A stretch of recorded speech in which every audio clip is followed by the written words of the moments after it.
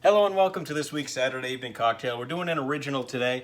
I don't really have a name for it. I entered a sherry cocktail contest. I didn't win, didn't get picked as a finalist, but I think it's a good drink. I'm pretty proud of it. For their purposes, I called it the Sherry Revival. If somebody can think of a better name for this, by all means, put it in the comments. Like it, subscribe it if you're watching on YouTube.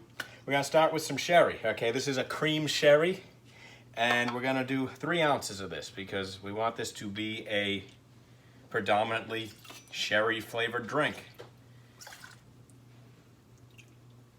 And that's going to be the base of the drink. Now we want to build upon the flavors that we find in the sherry. So this is a cream sherry, so it's very sweet. So I'm going to use an ounce of Velvet Falernum. Again, we're going to use this in place of a sugar or a syrup, and it's really going to play off the sweetness that's found in the sherry here. Nextly, a lot of sherries are aged, so I'm going to use this aged gin, the Tomcat gin.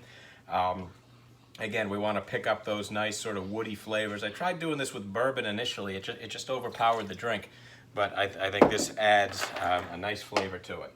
Now, it is also a fruity beverage. There's some nice fruit notes to it, and I've got some tart cherry juice we're going to put in there, and we're going to build upon that, so an ounce of that.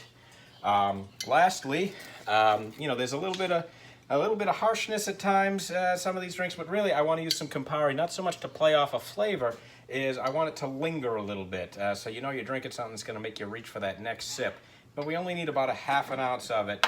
An ounce was too much.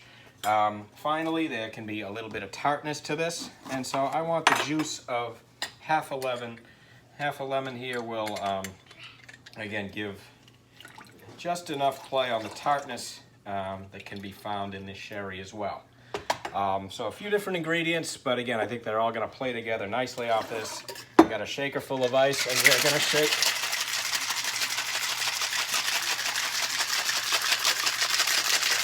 We really want to incorporate everything. All right, so I'm going to strain this into a martini glass.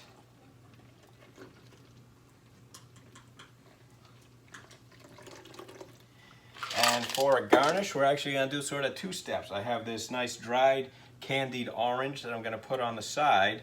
And just to get a few more herbal notes, a few more botanical notes, I'm going to take this Saint Germain and I'm going to pour it over the dried orange and a little bit over the top of the drink.